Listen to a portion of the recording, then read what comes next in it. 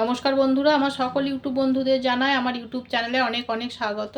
আজ আমি আপনাদের সঙ্গে একটি পিঠের রেসিপি শেয়ার করব। এটি বাঙালির খুবই প্রিয় রসে ভরা মুগ ডালের পাটিসাপটা। আপনারাও খুব সহজে এইভাবে বাড়িতে বানিয়ে ফেলতে পারেন। আর এই শীতের সময় পিঠে খেতে সকলেরই খুব ভালো লাগে। আর আমার এই পাটিসাপটার রেসিপিটি যদি আপনাদের কোনো অংশে ভালো লেগে থাকে তাহলে অবশ্যই একটি লাইক দিয়ে ফুল রেসিপিটি দেখার একান্তই অনুরোধ রইল। তবে আসুন বন্ধুরা, দেখে নিন এই রেসিপিটি আমি কিভাবে বানিয়েছি। তার জন্য সবার প্রথম আমি এখানে 2 কাপ মুগের ডাল নিয়ে নিলাম।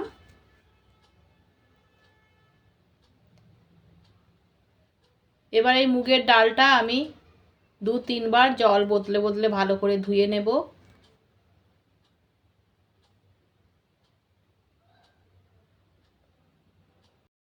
এই দেখুন, আমি ডালটা বেশ ভালো করে জল বদলে বদলে 2 থেকে 3 বার ধুয়ে নিয়েছি। এবার এর মধ্যে আমি 1 গ্লাস জল দিয়ে দিলাম। এমন জল দিতে হবে যাতে ডালটা বেশ ভালো মতো জলের নিচেই থাকে। এবার আমি এটাকে ঢাকা দিয়ে 2 থেকে 3 ঘন্টা ভিজতে দেব। আমি প্রায় 2 ঘন্টা পর ফিরে এলাম। এই দেখুন, ডালটা বেশ ভালো মতো ফুলে গেছে, ডালটা ভিজে ডবল হয়ে গেছে। এবার আমি এই জল শুদ্ধ ডালটাকে একটা মিক্সি জারের মধ্যে ঢেলে দেব।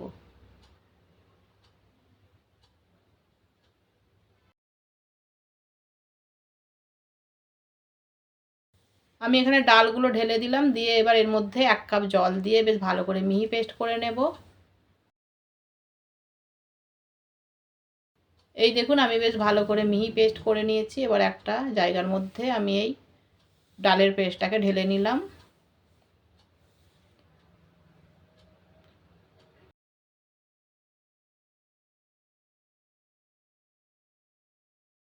এই ডালের ঘনত্বটা বেশ গাঢ় হয়েছে।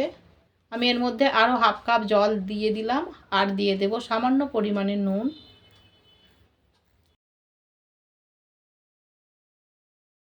জল আর নুনটা আমি বেশ ভালো করে এবার মিশিয়ে নেব।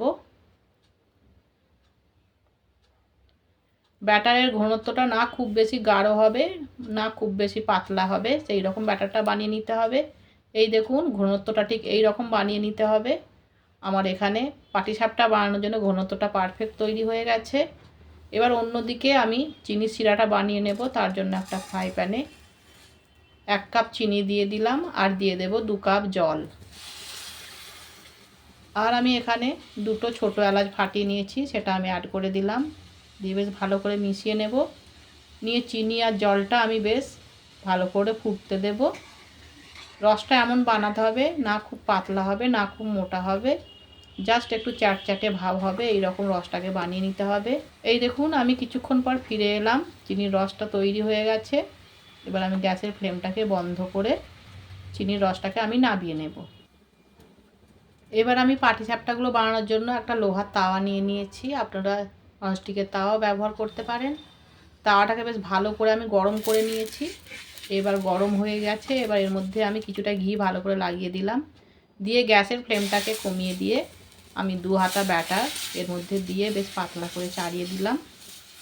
আপনারা অবশ্যই গ্যাসের ফ্লেমটাকে কমিয়ে দিয়েই এই পাটিসাপটাগুলো সেঁকে নেবেন। আমি এখানে ব্যাটারটাকে বেশ ভালো করে পাতলা করে চাড়িয়ে নিয়েছি। এবার এটাকে আমি সেঁকে নেব। আমি কিছুক্ষণ পর ফিরে এলাম। এই দেখুন, বেশ ভালো মতো সেঁকে গেছে। এবার আমি বাড়িতেই দুধ আর মিল্ক পাউডার দিয়ে ক্ষীর বানিয়ে নিয়েছিলাম, সেটাই আমি এর ওপর দিয়ে দিলাম। দিয়ে এবার আমি আস্তে আস্তে এটাকে রোল করে নেব। আপনারা অবশ্যই এই পাটিসাপটাগুলো যখন সেঁকবেন গ্যাসের আঁচটাকে একেবারে কমিয়ে দেবেন। আমার এখানে একটা পাটিসাপটা তৈরি হয়ে গেল। আমি আবার একটা আপনাদেরকে বানিয়ে দেখাচ্ছি। তার জন্য আবার আমি কিছুটা ঘি ভালো করে তাওয়াটার মধ্যে লাগিয়ে নিলাম। নিয়ে 2 হাতা ব্যাটার দিয়ে আবার সে একইভাবে পাতলা করে আমি চাড়িয়ে দেব। আর কোনোভাবেই গ্যাসের আঁচটাকে বাড়ানো যাবে না।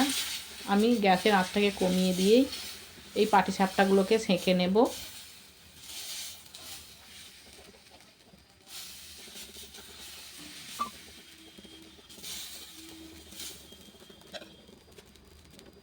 আমি আবার কিছুক্ষণ পর ফিরে এলাম। এই দেখুন, বেশ ওপরটা শুকিয়ে গেছে, মানে বেশ সেঁকে গেছে। এবার আমি এর মধ্যে দুধের বানিয়ে রাখা ক্ষীরটা আমি দিয়ে দিলাম। দিয়ে আবার আস্তে আস্তে আমি এটাকে রোল করে নেব।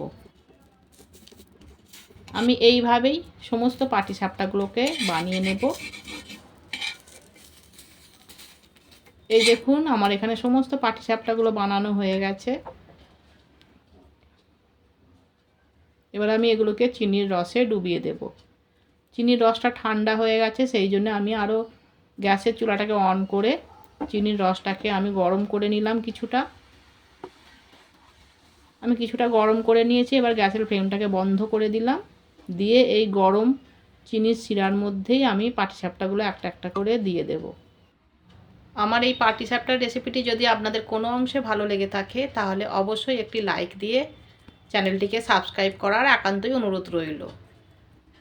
এইভাবেই আমি সমস্ত পাটিসাপটাগুলো এই চিনির রসের মধ্যে ডুবিয়ে দিলাম, দিয়ে 10 মিনিট মতো রেখে দেব। এবার 10 মিনিট পর আবার এগুলোকে আমি অন্য সাইডটা উল্টে দিলাম। আমি এইভাবেই সমস্ত পাটিসাপটাগুলো উল্টে দেব।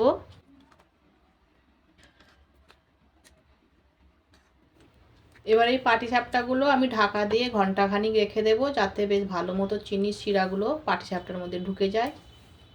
ফিরে এলাম ঘন্টাখানিক পর। এই দেখুন বেশ খুব সুন্দরভাবে রসটা ঢুকে গেছে পাটিসাপটার মধ্যে। তবে আসুন আমি একটা আপনাদেরকে সার্ভ করে দেখাই। আমি একটা প্লেটের মধ্যে রেখে দিলাম, দেখে এর ওপর থেকে কিছুটা আমি চিনির শিরা দিয়ে দিলাম। তবে আসুন বন্ধুরা দেখে নিন পাটিসাপটাটা কেমন হয়েছে। আমি আপনাদেরকে কেটে দেখিয়ে দিলাম। এই দেখুন ভেতরের বেশ ক্ষীরের স্টাফিংটা দেখা যাচ্ছে কত সুন্দর হয়েছে, আর বেশ রসে ভরা হয়েছে। আপনারা খুব সহজে এইভাবে মুগ ডালের পাটিসাপটা বাড়িতেই বানিয়ে ফেলতে পারেন, আপনাদের পরিবারের নিশ্চয়ই ভালো লাগবে। আর আমার এই মুগ ডালের পাটিসাপটার রেসিপিটি আপনাদের কেমন লাগলো অবশ্যই একটি কমেন্ট করতে ভুলবেন না। ভালো লাগলে একটি লাইক করবেন আর চ্যানেলটিকে সাবস্ক্রাইব করে আপনারা আমার পাশে থাকবেন। আবার আপনাদের সঙ্গে দেখা হচ্ছে অন্য আরেকটি নতুন রেসিপির সাথে। ধন্যবাদ।